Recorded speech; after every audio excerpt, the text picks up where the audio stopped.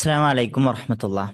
ബിസ്മില്ലാ അൽഹംദുലില്ലാ വസ്സലാത്തു വസ്സലാമു അലാ റസൂലില്ലാ വഅലാ ആലിഹി വസഹ്ബിഹി അജ്മഈൻ അമ്മാ ബഅദ്. ഏറ്റവും സ്നേഹമുള്ള വിദ്യാർത്ഥികളെ, അൽഹംദുലില്ലാ സൂറത്തുൽ ഫാത്തിഹ നമ്മൾ ആരംഭിക്കുകയാണ്. അഊദും അതുപോലെ തന്നെ ബിസ്മിയും നമ്മളത് പ്രാർത്ഥിക്കേണ്ടതിൻ്റെ മഹത്വവുമൊക്കെ കഴിഞ്ഞ വീഡിയോയിലൂടെ നമ്മൾ മനസ്സിലാക്കി. ഇൻഷാ അല്ലാഹ് ഇന്ന് നമ്മൾ സൂറത്തുൽ ഫാത്തിഹയുടെ ആരംഭത്തിലാണ് ഉള്ളത്.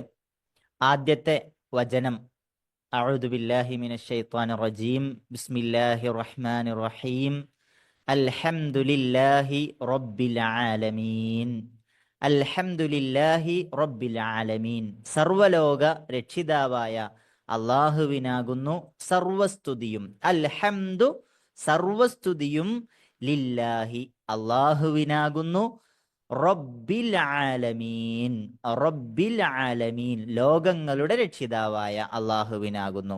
ഇവിടെ നമ്മൾ ആദ്യം പറയുന്നത് അള്ളാഹുവിന് ഹംദ് പറയുകയാണ്, അള്ളാഹുവിനെ സ്തുതിക്കുകയാണ്. എങ്ങനെയാണ് നമുക്ക് അള്ളാഹുവിനെ സ്തുതിക്കാൻ സാധിക്കുന്നത്? അള്ളാഹുവിനെ നമ്മൾ സ്തുതിക്കുമ്പോൾ അതിൻ്റെ മഹത്വം, അള്ളാഹുവിൻ്റെ മഹത്വം നമ്മൾ അറിഞ്ഞുകൊണ്ടാണ്. അതുകൊണ്ടാണ്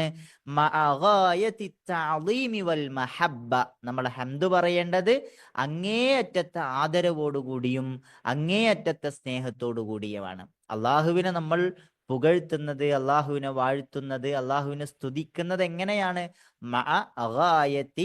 തഅളീമി വൽ മഹബ്ബ, അങ്ങേയറ്റത്തെ സ്നേഹവും അങ്ങേയറ്റത്തെ ആദരവും നമുക്ക് റബ്ബിനോട് വേണം. അങ്ങനെയാണ് നമ്മൾ അള്ളാഹുവിനെ സ്തുതിക്കുന്നത്. ഇനി എങ്ങനെയാണ് നമുക്ക് അള്ളാഹുവിന് ഹംദ് പറയാൻ സാധിക്കുക എന്നാണ് നമ്മൾ മനസ്സിലാക്കേണ്ടത്. അള്ളാഹുവിന് നമുക്ക് ഹംദ് പറയാൻ സാധിക്കണമെങ്കിൽ ഒന്ന്, നമ്മുടെ റബ്ബിൻ്റെ പൂർണ്ണത നമ്മൾ മനസ്സിലാക്കണം. അള്ളാഹുവിൻ്റെ പൂർണ്ണത അറിയുമ്പോൾ അള്ളാഹുവാണ് ലോകത്തെ സൃഷ്ടിച്ചത്, അള്ളാഹുവാണ് എല്ലാ ജീവികൾക്കും എല്ലാ ജീവജാലങ്ങൾക്കുമുള്ള ഭക്ഷണവും വെള്ളവും വായുവും, അങ്ങനെ സർവ്വലോകങ്ങളുടെ രക്ഷിതാവായ റബ്ബ്, എല്ലാറ്റിനും കഴിവുള്ള റബ്ബ്.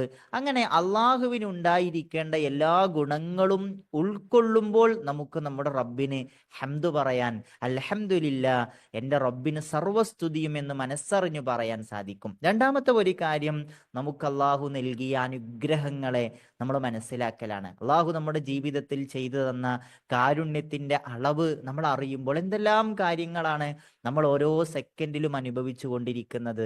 ഇതെല്ലാം നമ്മുടെ റബ്ബ് നമുക്ക് തന്ന അനുഗ്രഹങ്ങളാണ്. അതിന് നമ്മൾ സ്തുതി പറയണം, അള്ളാഹുവിനെ നമ്മൾ വാഴ്ത്തണം. ഓരോ വെള്ളം കുടിക്കുമ്പോഴും ഓരോ ഭക്ഷണം നമ്മൾ ആസ്വദിച്ച് കഴിക്കുമ്പോഴും ഈ ഭൂമിയിൽ നമ്മൾ ആസ്വദിച്ചു കൊണ്ടിരിക്കുന്ന എന്തെല്ലാം അനുഗ്രഹങ്ങളാണ്. ഇതെല്ലാം നമ്മൾ മനസ്സറിഞ്ഞ് ഓർക്കുമ്പോൾ നമുക്ക് അള്ളാഹുവിനെ മനസ്സറിഞ്ഞ് സ്തുതിക്കാൻ സാധിക്കും. അള്ളാഹുവിനെ ഹംദ് പറയുമ്പോൾ നമ്മുടെ ഹൃദയത്തിൽ അത് നമുക്ക് തട്ടുന്ന രൂപത്തിൽ നമുക്ക് പറയാൻ കഴിയും. അതാണ് നമ്മൾ ഈ ഒരു അൽഹംദുലില്ലാഹി റബ്ബിൽ ആലമീൻ, സർവ്വലോക രക്ഷിതാവായ അള്ളാഹുവിനാകുന്നു സർവസ്തുതിയും എന്ന് നമ്മൾ പറയുന്നത്.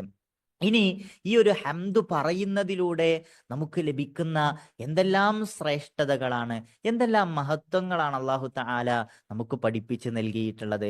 അതിലൊന്നാമത്തത്, അള്ളാഹുവിന് ഏറ്റവും ഇഷ്ടപ്പെട്ട വാചകങ്ങളിൽ ഒരു വാചകമാണ് അൽഹംദുലില്ലാ എന്ന് പറയൽ. 4 വാക്കുകൾ നബി സല്ലല്ലാഹു അലൈഹി വസല്ലം നമുക്ക് പഠിപ്പിച്ചു തന്നു. സുബ്ഹാനല്ലാഹ്, അൽഹംദുലില്ലാ, അല്ലാഹു അക്ബർ, ലാ ഇലാഹ ഇല്ലല്ലാഹ്.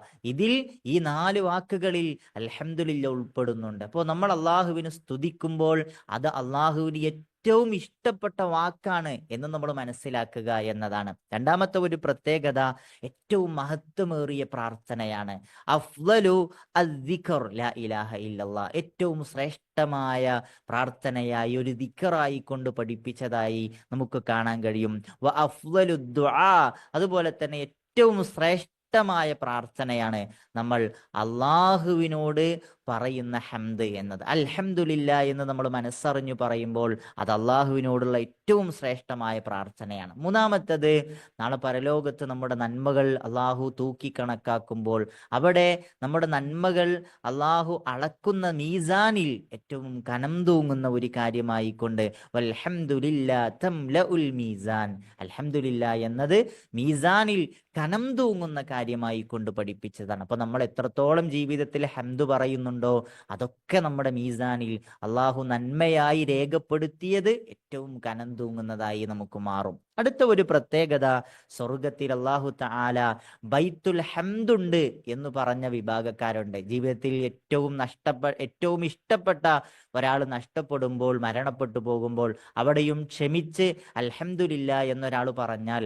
അയാൾക്ക് സ്വർഗത്തിൽ ബൈത്തുൽ ഹംദുണ്ട് എന്ന് നബി സല്ലല്ലാഹു അലൈഹി വസല്ലം നമുക്ക് പഠിപ്പിച്ച് നൽകിയിട്ടുണ്ട്. അപ്പൊ നമ്മുടെ പരീക്ഷണങ്ങളിൽ പോലും നമ്മൾ അള്ളാഹുവിനെ സ്തുതിക്കുകയാണെങ്കിൽ നമുക്ക് അള്ളാഹുവിന്റെ അനുഗ്രഹം ജീവിതത്തിൽ ലഭിക്കും. ഇനി ശ്രേഷ്ഠമായ ആരാധനയായിക്കൊണ്ട് പഠിപ്പിച്ച കാര്യമാണ് ഏറ്റവും ശ്രേഷ്ഠമായ ആരാധന. ഒരുപാട് ആരാധനകൾ നമ്മൾ ചെയ്യുന്നു, അതിൽ ഏറ്റവും ശ്രേഷ്ഠമായ ഒരു ആരാധനയാണ് നമ്മൾ അള്ളാഹുവിനെ സ്തുതിക്കൽ. ഇങ്ങനെ നമ്മൾ അള്ളാഹുവിന് ഹംദ് ജീവിതത്തിൽ ഒരുപാട് സമയങ്ങളിൽ പറയേണ്ടതുണ്ട്. സൂറത്തുൽ ഫാത്തിഹയ്ക്ക് പുറമെ നമ്മൾ ഒരുപാട് സമയങ്ങളിൽ ഹംദ് പറയേണ്ട സമയങ്ങൾ നമുക്ക് നബി സല്ലല്ലാഹു അലൈഹി വസല്ലം പഠിപ്പിച്ച് നൽകിയിട്ടുണ്ട്. അതിൽ പ്രധാനപ്പെട്ട ചില സമയങ്ങളാണ്. ഒന്ന്, നമ്മൾ ഉറക്കത്തിൽ നിന്ന് ഉണരുമ്പോൾ നമ്മൾ ഹംദ് പറഞ്ഞുകൊണ്ടാണ് പ്രാർത്ഥിക്കുന്നത്.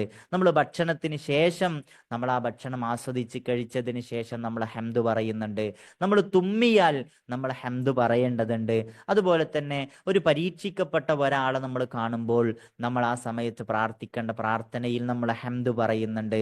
നമ്മുടെ നമസ്കാരത്തിന് ശേഷം നമ്മൾ ഹംദ് പറയുന്നുണ്ട്. ഉറങ്ങുമ്പോൾ നമ്മൾ ഹംദ് പറയുന്നുണ്ട്. അങ്ങനെ ഒരുപാട് സമയങ്ങൾ അള്ളാഹുവിനെ സ്തുതിക്കാൻ നമുക്ക് പഠിപ്പിക്കപ്പെട്ടതായി നമുക്ക് കാണാൻ കഴിയും. ഇനി അൽഹംദുലില്ല കഴിഞ്ഞാലുള്ള ഭാഗം എന്താണ്? റബ്ബിൽ ആലമീൻ, ലോകങ്ങളുടെ രക്ഷിതാവായ റബ്ബിനെയാണ് നമ്മൾ സ്തുതിക്കുന്നത്.